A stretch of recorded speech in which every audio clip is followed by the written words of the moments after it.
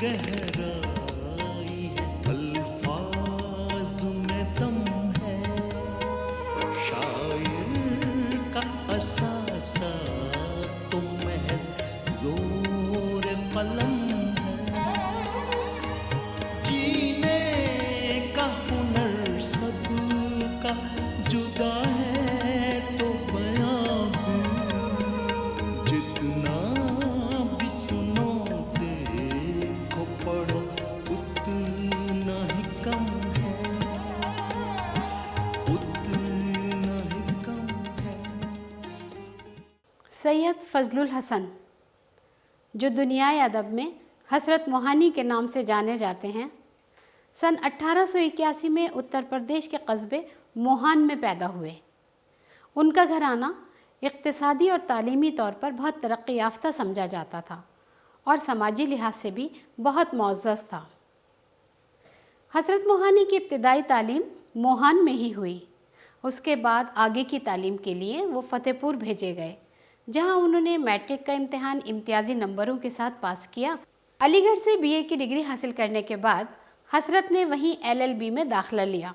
College के principal Marlin उन्हें पसंद नहीं करते थे। एक मैच हुआ करता था अंग्रेज़ों से अलीगढ़ के लड़कों का, और वो शिमला में हुआ करता था, क्रिकेट का मैच। उसमें एक दफ़ा ऐसा हुआ कि अलीगढ़ के लड़के गए और उन्होंने पहली दफ़ा हरा दिया अंग्रेज़ों की टीम को।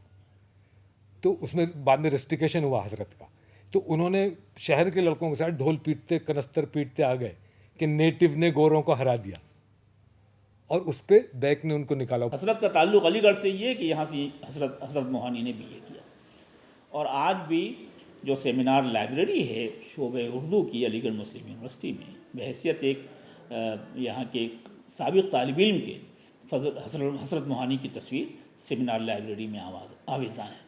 हसरत को दरमियान में ही अपनी पढ़ाई छोड़नी पड़ी, लेकिन तब तक हसरत एक नौजवान शायर की हैसियत से उर्दू के अदबी हलक़ों में मुतारिफ़ हो चुके थे। उनकी तख्लीक़ात रसाइल व जराइद में छपने लगी थी और वो शेरी नशिस्तों और मुशायरों में शिरकत करके वहाँ अपना कलाम सुनाया करते थे। उन्होंने गज़ल को उसका खोया हुआ वक़ार वापस दिलाया, वरना उससे पहले अल्ताफ़ हुसैन हाली कह रहे हैं, हो चुके हाली गज़ल ख़ानी के दिन, रागनी बेवक्त की गाएं क्या। हसरत और उनके साथ बाज़ 2-3 शायरों ने और जो तारीख़ी कारनामा अंजाम दिया है उर्दू गज़ल की तारीख़ में, जो अहम कारनामा अंजाम दिया वो ये कि गज़ल को फिर उसकी असल की तरफ वापस लाए बाज़ नई खुसूसियात के साथ। यानी महज ज़ाहिरी अहवाल और कैफियत और आशिकी और माशूक़ी आशिक और माशूक़ के ज़ाहिरी लिबास का और कपड़ों का और इनका बयान करने के बजाय दिल की कैफियत की तरफ इन शायरों ने गज़ल को फिर मोड़ा है। इसीलिए कहा जाता है कि जदीद गज़ल का या गज़ल का इहिया किया है इन शायरों ने। उसमें सबसे नुमायाँ नाम तो हमारे यहाँ इन्हीं हसरत मोहानी का है।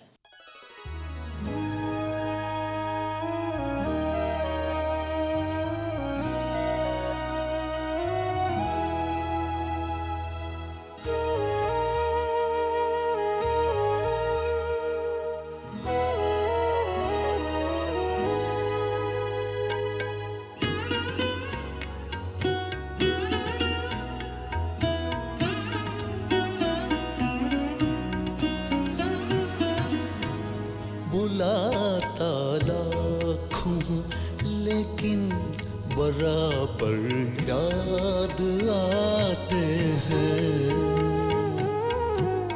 बुलाता लाखों लेकिन बराबर याद आते हैं, इलाही तरके उल्फत पर वो क्यों कर याद आते हैं, इलाही तरके उल्फत पर वो क्यों कर याद आते हैं, बुलाता लाखों लेकिन बराबर याद आते हैं।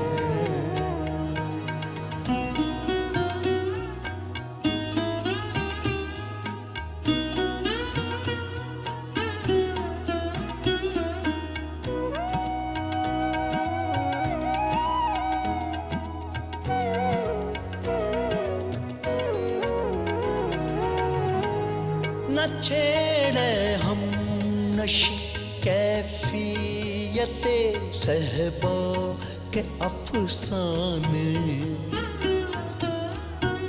न छेड़े हम नशी कैफियते सहबा के अफसाने।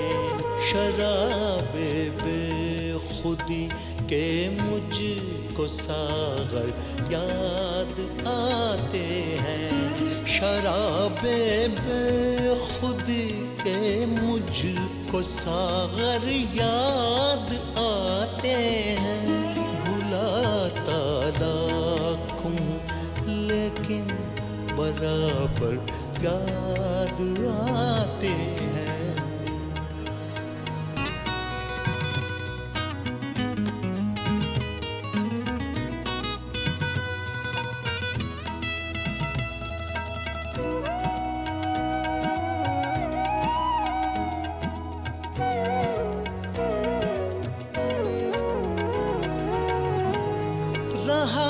करते हैं क़ैदे होश में ऐवाए नाकामी,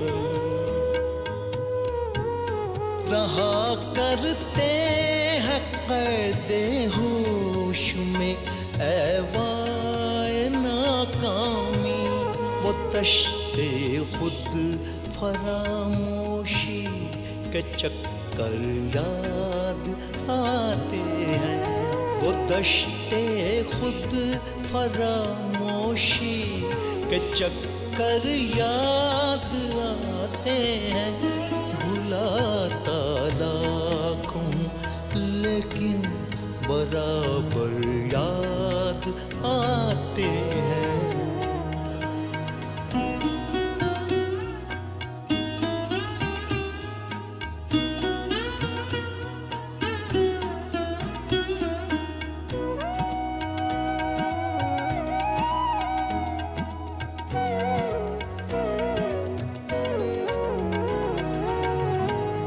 नहीं आती तो उनकी याद बरसों तक नहीं आती, नहीं आती तो उनकी याद बरसों तक नहीं आती। मगर जब याद आते हैं तो अक्सर याद आते हैं, मगर जब याद आते हैं तो अक्सर याद आते हैं। भुलाता लाखों लेकिन बराबर याद आते हैं।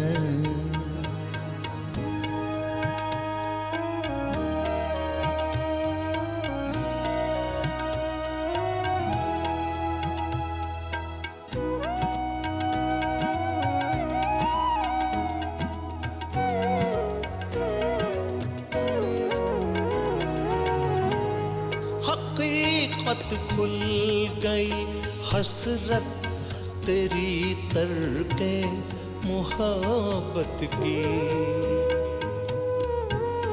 हकीकत खुल गई हसरत तेरी तरके मोहब्बत की। तुझे तो अब वो पहले से भी बढ़कर याद आते हैं, तुझे तो अब वो पहले से भी बढ़कर याद आते हैं। भुलाता लाखों लेकिन बराबर याद आते हैं। इलाही तरके उल्फत पर वो क्यों कर याद आते हैं, इलाही तरके उल्फत पर वो क्यों कर याद आते हैं। भुलाता लाखों लेकिन बराबर याद आते हैं, बराबर याद आते हैं, बराबर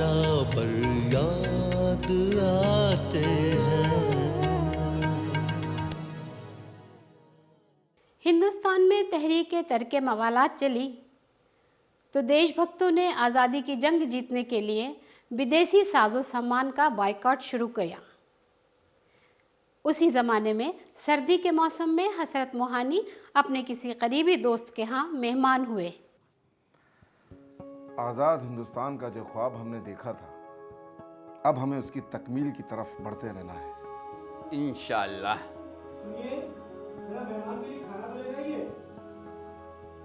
हजरत, मैं अभी हाजिर हुआ।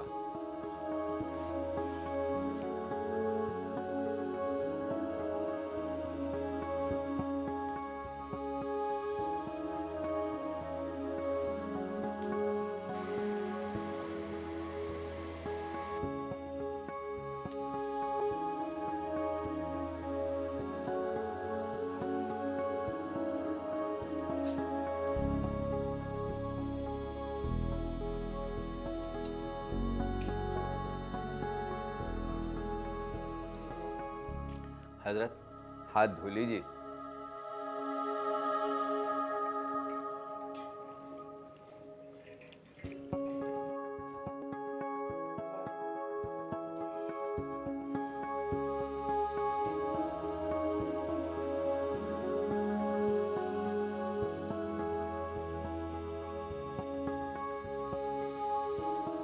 आप भी नौश फरमाइए। जी शुक्रिया।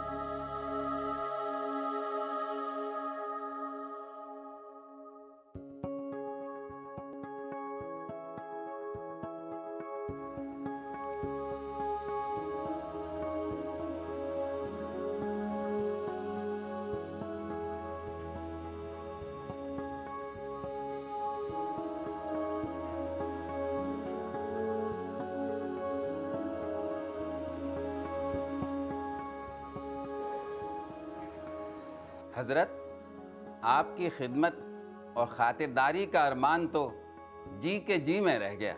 वो कैसे? आपने खिदमत का मौका ही नहीं दिया। फिर आपने इतना कम खाना खाया कि घर की ख्वातीन को लगा कि शायद अच्छा नहीं बना और आपको पसंद नहीं आया।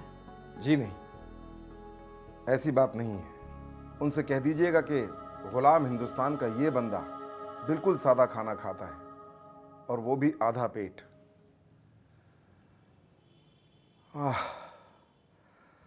हमारे लाखों हम वतनों को तो उतना भी नसीब नहीं है।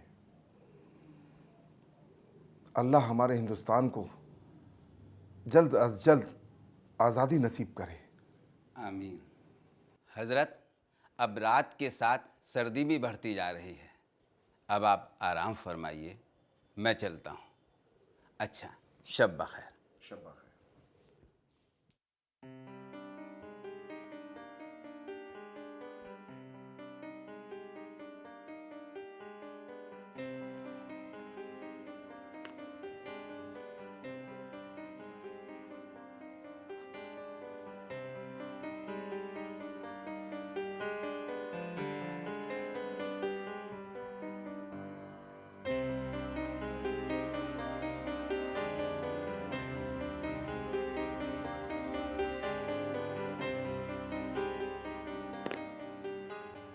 आज की डायरी तो लिख ली, कोई ख़ास बात रहनुमा नहीं हुई।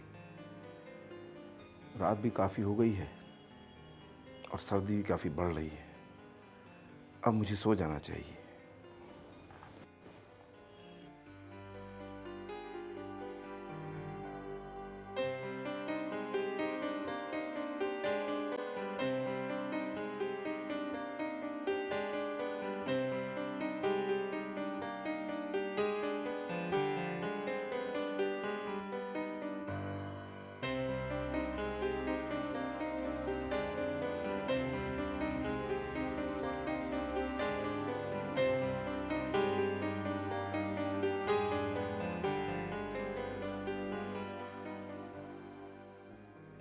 ओफ ओह, कितनी सर्दी है।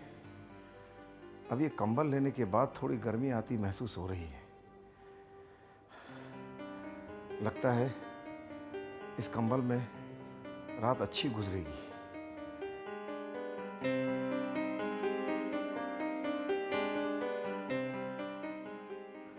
काफी नरम कंबल है। कहीं ये कंबल विदेशी कंपनी का तो नहीं?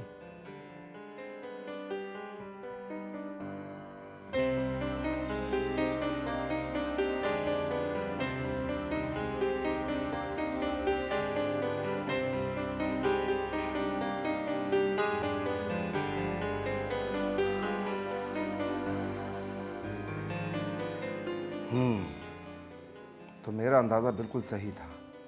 ये कंबल विदेशी कंपनी का बना हुआ है।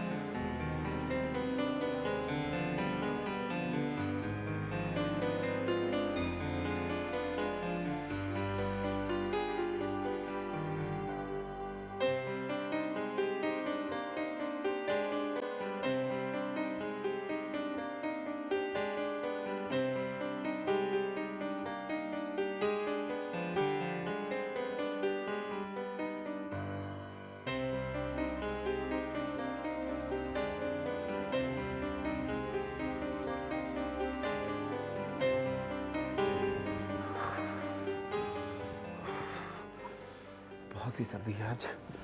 या अल्लाह रहम कर।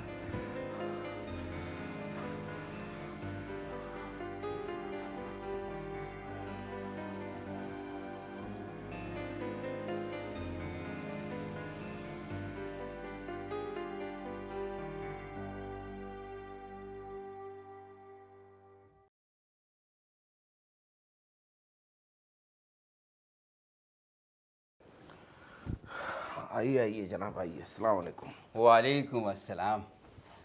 बड़ी गज़ब की ठंड थी। आप सो भी पाए या नहीं? ये कंबल अलहदा क्यों पड़ा हुआ है? ये विदेशी कंपनी का बना हुआ है, इसलिए हमने इसे नहीं ओढ़ा। इस कड़ाके की सर्दी में आपने इस पतली शाल में पूरी रात गुजार दी, और वो भी इस कड़ाके की ठंड में? जी हाँ, जब दिल में वतन और अहले वतन से मोहब्बत का शदीद जज्बा हो तो इंसान कुछ भी कर सकता है। मौलाना हजरत मोहानी अपनी आखिर उम्र तक कानून साज असेंबली और पार्लियामेंट के मेंबर रहे, लेकिन सरकारी मीटिंगों में शिरकत और क़याम का वो अलाउंस जो मिलता था उन्होंने कभी नहीं लिया। वो पार्लियामेंट के करीब किसी मस्जिद में क़याम करते और आसपास के ही किसी मामूली से होटल में खाना खा लेते थे। उस वक्त पार्लियामेंट के हर मेंबर को रोज़ाना भत्ता और मुशाहिरा जो मिलता था वो मौलाना कभी नहीं लेते थे। हालांकि पंडित नेहरू ने उन्हें कई बार समझाया और लिखा भी, लेकिन मौलाना हजरत मोहानी का ये ख्याल था कि पार्लियामेंट के किसी भी मेंबर का इतनी बड़ी रकम लेना हिंदुस्तानी अवाम के साथ जुल्म है। 1951 में उनकी सेहत दिन ब दिन बिगड़ने लगी और 13 मई 1951 को हसरत का लखनऊ में इंतकाल हो गया। हसरत मोहानी ने शायरी, सियासत और सहाफ़त के मैदानों में जो नाकाबिल फरामोश कारनामे अंजाम दिए हैं वो अपनी जगह, लेकिन उसके अलावा इल्मी मैदान में भी उनकी कुछ यादगार किताबें मिलती हैं। उन यादगार किताबों में एक किताब का नाम है निकात सुखन। निकात सुखन शायरी और शायरी के फ़न के असरार और रमूज़ पर रोशनी डालती है। दूसरी किताब का नाम है तज़किरतुश शुअरा। इसमें उन्होंने 10 मुंतखब शायरों का कलाम पेश किया है और उन शायरों के बारे में क़दरे तफसील के साथ लिखा है। हसरत मोहानी की एक और किताब है जिसका नाम है मुशाहिदात ज़िंदा।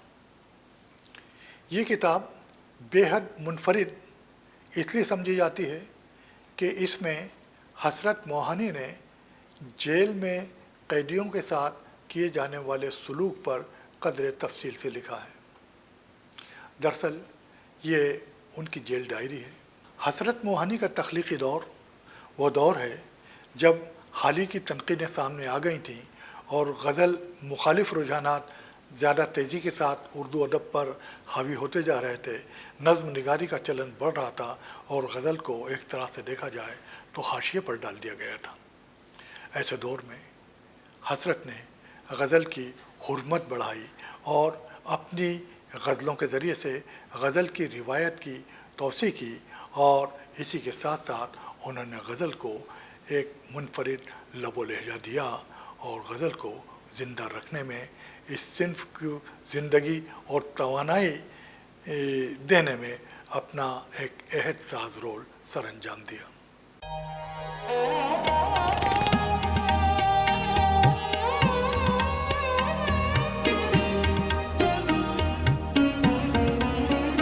जज्बात में गहराई है, अल्फाज में दम है, अल्फाज में दम है, शायर का असासा तो महज जोर कलम है,